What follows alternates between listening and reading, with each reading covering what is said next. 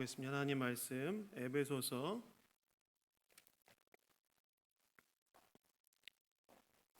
6장 1절부터 3절까지 말씀입니다.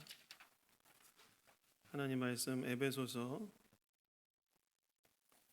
6장 1절부터 3절까지 말씀. 몇 절 안 되니까 함께 합독하도록 하겠습니다. 6장 1절부터 3절까지 말씀 우리 다 같이 합독하도록 하겠습니다. 함께 읽겠습니다. 시작.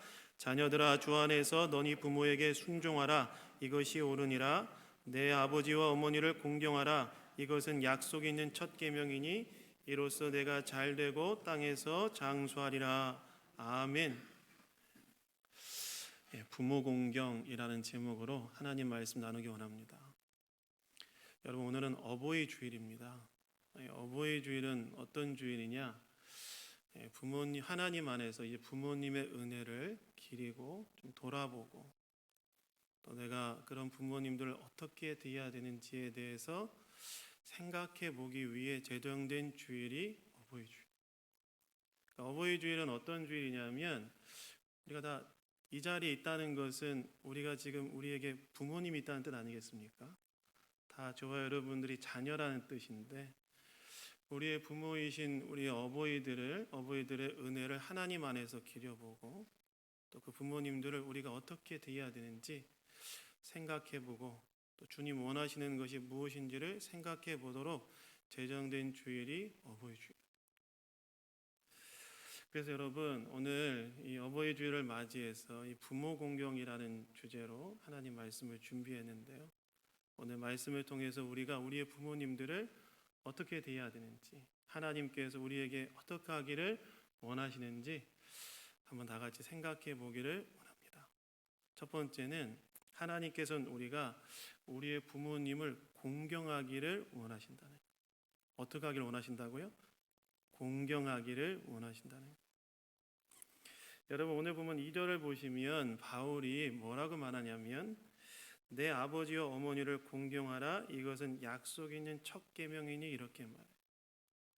바울이 이 에베소 교회의 이 교인들에게 뭐라고 말하냐면, 부모를 공경하라, 이렇게 말하고 있다는 거예요.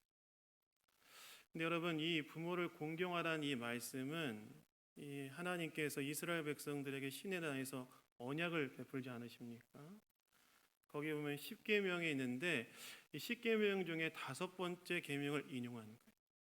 그러니까 하나님께서는 하나님의 백성인 이스라엘 백성이 부모들에 대해서 어떻게 하기를 원하셨냐면 공경하기를 원하셨다. 그러니까 하나님께서 예수 그리스도의 믿음으로 하나님의 백성된 저와 여러분이 부모에게 어떻게 하기를 원하시느냐? 부모님을 공경하기를 원하신다는 거예요. 그러면 공경이라는 것은 어떻게 하는 거냐? 공경의 의미는 무엇이냐? 여러분, 제가 찾아보니까 이 공경이라는 단어의 사전적 의미는 공손히 받들어 섬긴다, 이런 뜻이더라고요. 공손히 받들어 섬긴다, 예의 바르게 받들어 섬긴다. 근데 이게 이제 우리나라 이제 사전의 이 사전적인 의미인데, 여러분, 이것의 그 히브리어 원어의 의미는 조금 뉘앙스가 다릅니다. 공경이라는 단어의 히브리어 원문의 그 의미는, 이 히브리어 원문의 단어는 카베드라는 단어인데, 이 단어의 원래 의미는 뭐냐면 무겁게 여기다, 그런 뜻이에요. 그러니까 부모를 공경하라라는 이 말은 어떤 말이냐면, 이제 하나님께서 이스라엘 백성의 부모를 공경하라고 했을 때 이 공경하라는 말의 의미는 어떤 말이냐면, 너희 부모를 무겁게 여겨야 된다. 너희 부모를 중히 여겨야 된다. 너희 부모를 귀하게 여겨야 된다, 이런 뜻이라는 거예요. 근데 여러분, 제가 이 본문을 연구하면서 정말 깜짝 놀란 게 있어요. 뭐냐면, 이 부모를 공경하라 할 때 이 공경하다의 명령형인 공경하라는 이 명령형은 구약 성경에서 딱 4번밖에 안 쓰여졌더라고요. 근데 여러분, 4번 중에 2번은 누구한테 쓰였냐면 하나님께 쓰였고, 2번은 누구한테 쓰였냐면 부모에게 쓰였어요. 이 말은 어떤 말이냐? 공경해야 될, 구약 성경에서 너희가 공경하라고 명령하고 있는 대상이 하나님과 부모밖에 없다라는 말은 어떤 말이냐면, 이 말은 어떤 말이냐면 마치 너희가 하나님을 공경하듯 너희 부모를 공경해야 된다. 구약 성경에서 공경하라라는 명령은 4번밖에 다 안 쓰여졌는데 2번 하나님, 2번은 부모. 그러니까 지금 이 말은 어떤 말이냐면 마치 너희가 하나님을 중히 여기듯, 마치 너희가 하나님을 무겁게 여기듯 너희 부모를 너희가 중히 여기고 너희 부모를 너희가 무겁게 여겨야 된다. 여러분, 이 말은 어떤 말이냐면 우리 안에 부모님에 대해 가지고 있는 마음의 위상을 재평가해 봐야 된다, 이런 뜻입니다. 하나님께서 저와 여러분에게 부모를 공경하라고 명령했을 때 이 공경이란 말은 그냥 뭐 여러 가지 우선순위에서 중간 이상 이런 뜻이 아니라는 거예요. 부모를 공경하라고 했을 때 하나님께서 공경하기를 원하시는 수준은 마치 우리가 하나님을 중히 여기듯 우리가 그렇게 부모를 중히 여기기를 하나님께서는 원하시다. 근데 여러분, 제가 이 관련된 내용을 연구하면서 또 하나 깜짝 놀란 게 있었어요. 여러분, 경외라는 단어 아시죠? 경외라는 단어 들어보셨죠? 경외라는 단어는 여러분 어떤 뜻이냐면 존경하고 사랑하고 두려워하라, 이런 뜻이죠. 근데 여러분, 이 경외라는 단어를 우리가 주로 누구한테 붙여서 사용하냐면 하나님이죠. 그래서 여러분 잠언서 1장 7절에 보시면 뭐라고 나와 있냐면 여호와를 경외하는 것이 모든 지식의 근본이거늘, 이렇게 나와 있습니다. 여호와를 경외해야 된다는 거예요. 하나님을 두려워하고 하나님을 존경하고 사랑해야 된다. 근데 여러분, 구약에서 경외해야 될 대상이 하나님 외에 딱 한 분 더 예외로 두고 있는 대상이 있는데 그게 누군지 아십니까? 누굴까요? 이 정도 나오면 답이 나오셔야죠. 누굴까요? 부모예요, 부모. 레위기 19장 3절에 보시면 뭐라고 나와 있냐면 이렇게 나와 있습니다. 너희 각 사람은 부모를 경외하고. 그러니까 지금 하나님께서 뭐라고 말씀하시고 있냐면 자녀들에게 부모들은 마치 하나님을 경외하는 것처럼 너희들이 사랑하고 존경하고 또 두려워해야 될 대상으로 여겨야 된다. 이렇게 하나님께서 말씀하고 있다. 그러니까 지금 우리가 부모를 공경하라, 이 지금 사도 바울이 에베소서 6장 2절에서 내 부모를 공경하라, 이 말씀은 십계명의 계명을 인용하는 건데, 그 부모를 공경한다는 말이, 부모를 경외한다는 말이 어떤 말이냐면 그냥 단순히 어떤 그 보편적인 수준의 그 이상 정도만 하라는 그런 의미가 아니라 성경에서 말하는 부모를 공경하고 부모를 두려워하는, 부모를 경외하는 거는 어떻게 하라는 얘기냐면 마치 우리가 하나님을 무겁게 여기듯 부모를 무겁게 여기고 하나님을 경외하듯 하나님을 존경하고 사랑하듯 부모를 존경하고 사랑해야 된다. 다시 말해서 우리 안에 부모에 대한 위상을 다시 한번 점검하고 재평가해야 된다. 라는 그런 말씀입니다. 여러분, 우리가 정말 생각해 봐야 될 것이 있습니다. 나는 부모님을 어떻게 여기고 있는가? 나는 부모님을 얼만큼 공경하고 있는가? 한번 점검해 봐요. 내 안에 부모님에 대한 위상은 어느 정도인가? 점검해 봐야 된다. 여러분, 제가 몇 년 전에 정말 감동 깊게 봤던 광고가 하나 있어요. 여러분 혹시 보셨는지 모르겠어요. 어떤 광고냐면 이제 몰래 카메라를 찍은 걸 이제 광고로 만든 것인데 그 내용은 이렇습니다. 3개월, 40개월 미만의 자녀를 둔 아빠들에게 이 아동 학습할 때 아빠들이 미치는 영향이라는 명목으로 불러서 이제 설문조사를 해요. 이렇게 아빠들을 불러서 40개월 미만의 자녀를 둔 그 아빠들을 불러서 각 방에 넣고 설문조사를 하는데 설문조사의 내용은 다음과 같은 질문을 했어요. 첫 번째 질문은 아이가 제일 좋아하는 음식은 무엇인가요? 여러분 한번 생각해 보세요. 아이가 제일 좋아하는 음식은 무엇인가요? 두 번째 질문은 최근에 아이를 안아준 적은 언제인가요? 세 번째 질문은 아이가 자는 모습을 지켜본 적이 있으신가요? 네 번째 질문은 당신의 차, 핸드폰, 책상 위에 지갑 속에 아이의 사진이 몇 장이나 있나요? 그리고 마지막 질문이 아이에게 사랑한다고 말한 적이 언제인가요? 딱 이런 질문을 보니까 이제 40개월 미만의 자녀를 둔 아빠들이 막 얼굴에 미소를 띠면서 거침없이 써나가는 거예요. 막 미소를 띠면서 제일 좋아하는 음식 이거고, 최근에 아이를 알아주고 뭐 오기 전에 알아줬겠죠. 뭐 그런 거 쭉 쓴 거예요. 그냥 웃으면서. 근데 그 다음 질문, 이제 그 두 번째 설문조사를 진행하는데 딱 설문조사를 받은 아빠들의 얼굴이 굳어지고, 또 어떤 아빠들은 눈물을 흘리기 시작해요. 또 설문조사의 내용이 뭐였냐면 질문 내용은 똑같은데 대상만 바뀐 거예요. 어떤 질문을 했냐면 첫 번째 질문은 이거였어요. 아버지가 제일 좋아하는 음식은 무엇인가요? 이 질문 앞에서 아빠들이 무너지기 시작하더라고요. 아버지가 제일 좋아하는 음식은 무엇인가? 최근에 아버지를 안아준 적은 언제인가요? 아버지의 자는 모습을 지켜본 적은 있으신가요? 당신의 차, 핸드폰, 책상 위에 지갑 속에 아버지의 사진이 몇 장 있나요? 그리고 마지막, 아버지에게 사랑한다고 말한 적은 언제인가요? 딱 이 질문을 받으니까 그 자녀들에 대해서 막 웃음을 띠면서 그냥 거침없이 써나가던 아빠들이 어떤 말도 쓰지 못하고 얼굴이 굳어지고 눈물을 흘리고. 그러니까 그건 뭘 의미하냐면 아버지에 대한 관심이 없는 자신의 모습을 반성하면서 표정이 굳어져 버린 거예요. 자녀들에 대해서는 이렇게 마음을 쏟고 사랑하고 애들이 뭘 좋아하는지 다 알지만 정작 아버지에 대해서, 아버지 제일 좋아하는 음식이 뭘까? 모르는 거예요. 아버지를 안아준 적이 언제인가? 없는 거예요. 그 반성을 탁 하면서 이제 그 마지막에 이제 탁 그 각 방에 설치되어 있는 TV가 탁 켜지면서 그 아빠들의 아버지가 이제 영상으로 나와서 누구누구 아빠, 누구누구의 아빠, 누구입니다. 이러면서 탁 하면서 아빠들이 하는 말이 다 뭔지 아세요? 거기 나왔던 아빠들이 하는 말이, 제가 걔한테 늘 못해줘서 미안하다. 다 이런 얘기 하시더라고요. 그러니까 다 아들들이 다 우는 거예요. 근데 여러분, 제가 그 광고를 제가 몇 번 봤는데 제가 볼 때마다 울었어요. 왜 울었을까요? 제 얘기 같아서. 제 얘기 같아서 울었어요.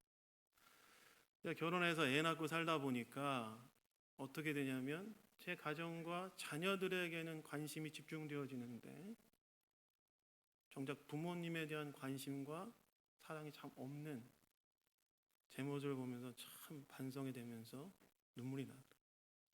제가 이 설교를 이제 준비하는데 어제 이제 다시 이제 부모 설교를 준비하면서 그 광고를 다시 한번 봤는데 또 봤는데도 또 눈물이 나더라고요. 근데 하나님께서는 우리가 그러기를 원하지 않으신다는 거예요. 그게 중요하다. 하나님께서는 우리가 어떻게 하기를 원하시느냐? 우리의 부모를 정말 공경하기를 원하신다. 우리의 부모를 공경하기를 원하시는데, 공경한다는 말은 그냥 우선순위에서 그냥 뭐 조금 더 위에 있는 정도로 공경하는 게 아니라 마치 우리가 하나님을 무겁게 여기듯 우리의 부모를 무겁게 여기기를 원하신다는 거예요. 여러분, 성경에서는 자녀 사랑에 대해서 그렇게 많이 말하지 않습니다. 왜 그럴까요? 말 안 해도 사랑하니까. 그렇죠? 자녀들에 대한 관심과 사랑은 말 안 해도 합니다. 근데 여러분, 성경에서는 부모님에 대한 공경은 굉장히 많이 이야기해요. 왜 그럴까요? 그렇게 하지 않으면 부모님들은 우리가 의식하지 않으면 소외되어지기가 쉽기 때문에 그렇습니다. 여러분, 제가 이 본문을 연구하면서 제가 정말 깜짝 놀란 또 하나의 중요한 깨달음이 있었는데요. 여러분이 십계명 있잖아요. 출애굽기 20장에 등장하는 십계명의 1차적인 그 십계명을 받는 1차적인 대상이 누구였는지 아십니까? 십계명을 받는 1차적인 대상은 있잖아요. 30대에서 50대 사이에 가정을 이룬, 그래서 가정의 실질적인 리더가 되는 장년들에게 주신 명령이었더라고요. 본문을 연구하다 보니까. 왜냐하면 마지막 10번째 계명에 뭐라고 나와 있냐면 이렇게 나와 있죠. 내 이웃의 집, 내 이웃의 아내, 그의 남종, 그의 여종, 그의 소, 그의 나귀를 탐내지 말라, 이렇게 나와 있는데 이건 뭘 의미하느냐? 이 계명을 받는 대상이 이미 배우자와 집과 재산이 있는 장년들을 대상으로 전제로 한다는 거예요. 그러니까 이 10계명을 받고 있는 1차적인 대상, 독자든 대상은 누구냐면 결혼을 해서 가정을 꾸리고 재산도 있고 자녀도 가지고 있는 30대에서 50대 사이의 그 가정의 실질적인 리더들인 장년들에게 이 말씀을 주고 있다는 거예요. 근데 그 자녀들에게 이 부모를 공경하라고 했을 때 여러분 30대에서 50대 사이의 그 장년들에게 부모는 나이가 어떻게 됐을까요? 나이가 굉장히 많으신 때겠죠. 그러면 여러분 나이가 많으시면은 어떻게 됩니까?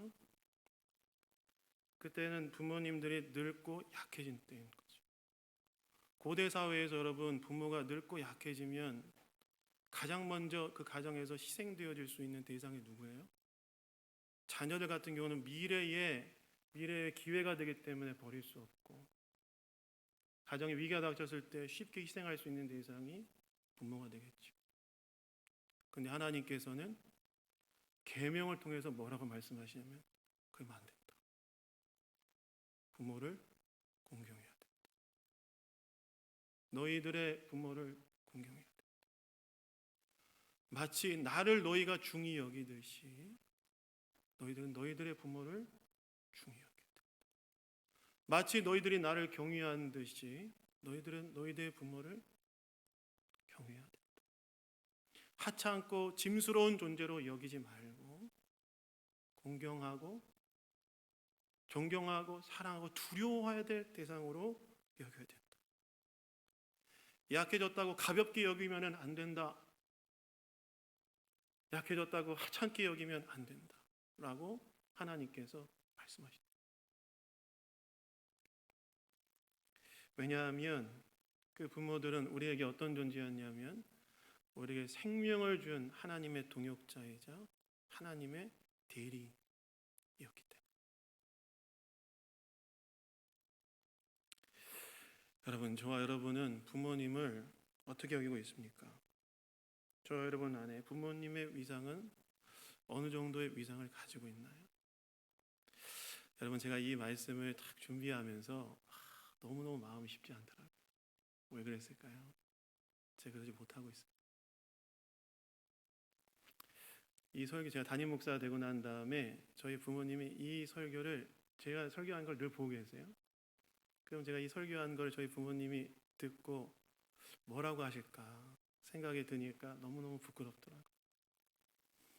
그런데 제가 저희 어머니가 저 어렸을 때부터 했던 말씀이 있는데 그게 뭐냐면 입은 삐뚤어져도 말은 바로 해라. 저희 어머니가 늘 했던 말이야. 입은 삐뚤어져도 말은 바로 해라. 제가 그렇게 부족하고 못 살아도 그럼에도 불구하고 하나님의 말씀에 의지하여서 여러분에게 다시 한번 권면합니다. 여러분, 하나님께서는 저와 여러분이 부모님을 공경하기를 바랍니다. 공경하는 건 그냥 잘해드리는 것 그게 아니라는 거예요. 그분을 마치 하나님을 중히 여기다. 저와 여러분 안에 이 부모님에 대한 이 위상. 그리고 저와 여러분이 사실은 부모님이 저와 여러분의 얼마나 큰 사랑을 받았어요. 그렇지 않습니까? 제가 예전에 한번 수요예배 때인가 설교할 때 얘기했는데 저는 저희 아버지가 우는 거 딱 2번 봤어요. 언제 봤냐면 첫 번째는 저희 할머니 돌아가실 때 이렇게 우시더라고요. 저희 아버지는 상당히 엄한 분이셔가지고 잘 울지 않으신데 2번째 언제 우신지 아세요? 언제 울었을까요? 저 위에 누나가 한 명 있는데요. 저희 누나 시집 가고 그렇게 우시더라고요. 저희 누나 시집 보내고 결혼식 다 끝나고 집에 딱 왔는데 아버지가 방에 들어가셨어요. 저녁 식사 시간이 돼서 저희 어머니가 저한테 아버지 모셔와라. 그래서 알겠습니다 하고 문을 탁 열고 들어갔는데 아버지 그 안방 큰데 가운데 탁 앉으셔가지고 소리도 못 내고 울고 계시더라고요. 울고 계시더라고요. 그래서 제가 나중에 시간이 흘러서 아니 아버지 이렇게 오셨어요 좋은 날. 그래서 저희 아버지가 뭐라고 얘기하냐면 내가 결혼해서 살아보니까 제가 결혼하며 살면 너무나 인생이 고달프더라. 내 딸이 이렇게 연애해서 고달프게 살 걸 생각하니까 내가 너무너무 눈물이 나. 이렇게 하시더라고요. 그래서 울었대. 저희 아버지 딱 2번 울었어요. 할머니, 저희 아버님 우는 사람이 아니에요. 할머니 들어가 있을 때 저희 누나 시집 갔을 때 부모는 우리의 그런 마음을 주신다. 근데 우리는 그것을 넘어서 사랑받는 자리를 넘어서 주님은 우리가 어떻게 하기를 원하시나? 공경하기 원하신다. 여러분, 하나님께서는 저와 여러분이 부모님들을 공경하기를 원하십니다. 저와 여러분이 그 부모님을 무겁게 여기고 중히 여기는 그런 은혜가 있기를 예수님 이름으로 축원합니다. 근데 여러분, 오늘 말씀을 보시면 참 하나님이 얼마나 지혜로우신지 알 수 있어요. 하나님께서 부모를 공경하라고 말씀하시면서 여기에 축복의 약속을 달아놓으셨는데, 다시 말해서 하나님께서는 저와 여러분이 뭘 알기 원하시냐면 부모 공경에는 축복이 있다는 사실을 알기를 원하신다. 부모님을 공경하는데 하나님이 딱 이 부모를 공경하라 해놓고 그냥 거기서 끝나는 것이 아니라 여기에 축복의 단서를 붙여놓으셨다는 거예요. 뭐라고 하나님이 말씀하시냐면 3절에 보시면 이로써 내가 잘되고 장수하리라 이렇게 나와 있죠. 여러분, 이 에베소서 6장 3절의 말씀은 여러분 출애굽기 20장 12절 말씀과 신명기 5장 16절의 말씀을 결합해 놓은 거예요. 둘 다 부모를 공경하라는 계명인데, 출애굽기 20장 11절의 말씀에는 그냥 내 생명의 길리라라고 나와 있고, 신명기 5장 16절에는 뭐라고 나와 있냐면 내 생명이 길고 복을 누리라고 나와 있어요. 그걸 합쳐 놓은 거예요. 그러니까 부모를 공경하면 하나님께서 이런 축복을 주실 거라고 얘기하시는데, 어떤 축복을 줄 거라고 말씀하시냐면 내가 잘되고 내가 장수하게 될 것이라는 거예요. 이게 그냥 구약에서만 약속된 메시지가 아니라 지금 신약 시대의 사도 바울이 동일하게 인용하면서 약속에 대해서 이야기하잖아요. 뭐라고 지금 그러면 잘되고 장수한다는 말은 어떤 말이냐? 잘된다는 말은 있잖아요. 모든 것이 조화롭고 평화로운 상태를 말합니다. 너무너무 좋은 상태. 그리고 장수한다는 말은 어떤 말이에요? 장수한다는 말은 어떤 말이냐면 우리의 생명의 날이 길어진다는 그런 뜻이죠. 그러니까 지금 너희가 부모를 공경하면 하나님께서 이런 축복을 주실 거라고 약속하였는데, 그게 뭐냐면 너가 정말 조화롭고 평화로운 상태에서 내 인생의 날이 길어질 거라고 하나님께서 약속하였다. 여러분, 이거 얼마나 놀라운 축복입니까? 생명의 날이 긴데 장수하고 진 게 조화롭고 평화로운 그 삶을 산다는 거예요. 자녀들의 자녀를 보고 그 자녀들의 자녀를 보는 그러한 조화롭고 평화로운 삶을 산다는 것이 얼마나 큰 축복이에요. 근데 여러분, 제가 이 본문을 연구하다 보니까 이게 그냥 개인적인 축복이 아니라는 사실을 알았어요. 관련된 이 구약학자의 책을 제가 이제 이 금주에 쭉 읽었었는데, 거기 보니까 내가 잘되고 장수하라는 이 축복은 그냥 개인적인 축복이 아니라 그 자녀들과 가정과 가문을 향한 축복이라는 사실을 알게 됐어요. 왜 그럴까요? 왜 그러냐면 여러분, 내가 부모를 공경하면 하나님이 축복하시는 걸 누가 볼까요? 자녀가 보겠죠. 그렇지 않겠습니까? 내가 부모를 공경하면 내가 하나님이 나를 축복하시는 걸 누가 보냐면 내 자녀가 본다는 거예요. 그럼 자녀가 어떻게 될까요? 부모를 공경하면 하나님이 축복하시는구나 해서 내 자녀가 누구를 공경할까요? 나를 공경할 거예요. 그렇죠? 그러면 거기에 또 하나님의 축복이 임하겠죠. 근데 그 축복을 보면 또 그 자녀의 자녀가 부모를 공경하면 하나님이 축복하시는구나. 그래서 그 부모의 부모를 내 자녀를 또 공경한다는 거예요. 그런데 나는 지금 어떤 상태냐면 장수하고 있어요. 그러니까 이게 지금 어떤 걸 의미하냐면, 잘되고 내가 장수하리라는 이 말은 어떤 말을 의미하냐면 하나님이 축복이 임하는 가정과 가문을 내가 보게 된다는 거예요. 이 축복이 단지 개인적인 축복이 아니라 공동체적인 축복이라는 거예요. 내가 부모를 공경하면 나의 공경으로 끝나는 것이 아니라 나의 자녀들이 내가 부모를 공경했을 때 하나님이 축복하시는 것을 봤기 때문에 나를 공경하게 돼요. 그 자녀의 자녀가 그 부모를 공경하게 돼요. 나는 계속해서 장수하면서 그 하나님께서 축복을 부어주시는 그 가정과 가문을 보게 된다는 거예요. 정말 놀라운 축복이죠. 그래서 여러분, 우리가 부모 공경에는 정말 아름다운 축복이 있다는 사실을 아시고 공경하셔야 됩니다. 그것이 단지 나 개인적인 축복이 아니라 우리 가정과 가문 전체를 향한 하나님의 축복이 있다는 사실을 아시고 부모님을 공경해야 됩니다. 그래서 여러분, 부모 공경은 주님의 명령이기 때문에도 해야 되지만 정말 나와 자녀를 위해서도 해야 돼요. 왜냐하면 놀라운 축복의 메시지가 거기에 담겨져 있기 때문에 그렇습니다. 약해진 부모를 정말 사랑으로 공경할 때 하나님께서는 놀라운 축복을 누리는 가정과 가문을 허락하신다는 겁니다. 그래서 여러분, 부모님을 공경하십시오. 아멘. 여러분의 부모를 공경하십시오. 그게 여러분들의 자신과 여러분들의 자녀와 여러분들의 가정과 여러분들의 이후의 자손들이 하나님으로부터 축복을 받는 근거가 된다라는 것. 여러분, 우리가 말씀을 대할 때 정말 한 가지 생각해야 될 게 있어요. 하나님 우리가 말씀 왜 주셨을까요? 하나님 우리 괴롭게 하려고 주셨을까요? 그렇게 생각하면 안 됩니다. 제가 오늘 새벽에도 잠깐 말씀을 나눌 때 이야기했는데 하나님께서 저와 여러분에게 말씀을 주신 이유는요, 저와 여러분의 유익을 위해 주셨어요. 여러분, 그 신명기 10장 13절에 보시면 하나님께서 이스라엘 백성들에게 뭐라고 말씀하시냐면 왜 말씀을 주셨는지에 대해서 이야기하시는데 이렇게 나와 있습니다. 내가 오늘 내 행복을 위하여 내게 명하는 여호와의 명령과 규례를 지킬 것이 아니냐. 왜 말씀 주셨다고 나와 있습니까? 너의 행복을 위해 주셨다. 내가 정말 이 땅에서 복된 길을 가도록 하기 위해 주셨다는 거예요.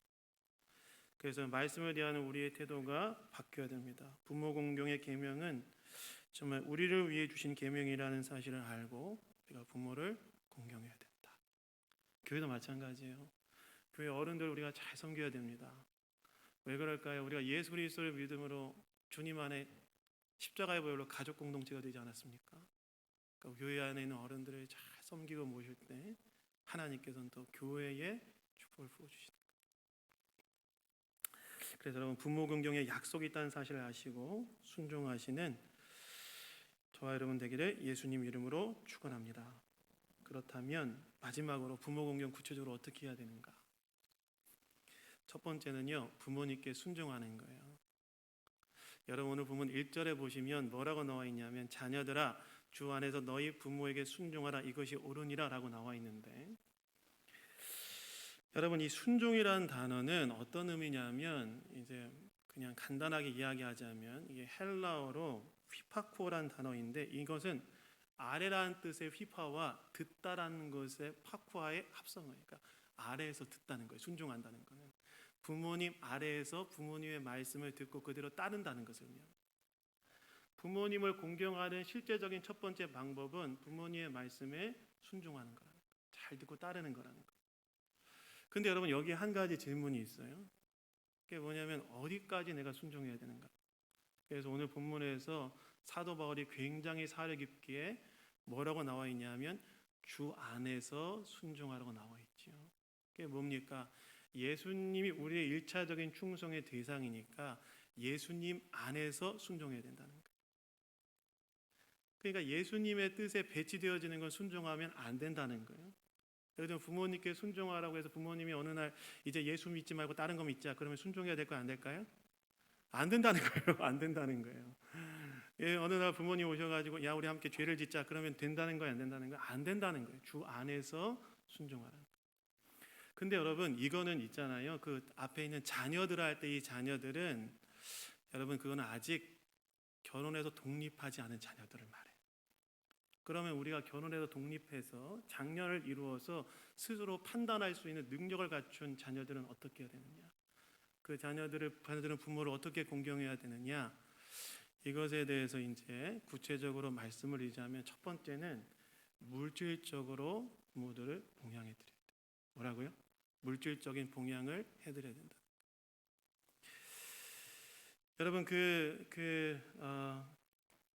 잠언서 3장 8절 9절에 보시면 이런 구절이 나와 있습니다. 내 재물과 내 소산물의 처음 익은 열매로 여호와를 공경하라. 그리하면 내 창고 가득히 차고 내 포도주의 틀에 새 포도즙이 넘치리라. 물질로 여호와를 공경하라는 거거든요. 근데 여러분 공경의 대상은 하나님이 아니라 구약은 누구도 공경의 대상이라고 했어요? 부모도 공경의 대상이라고 했어요.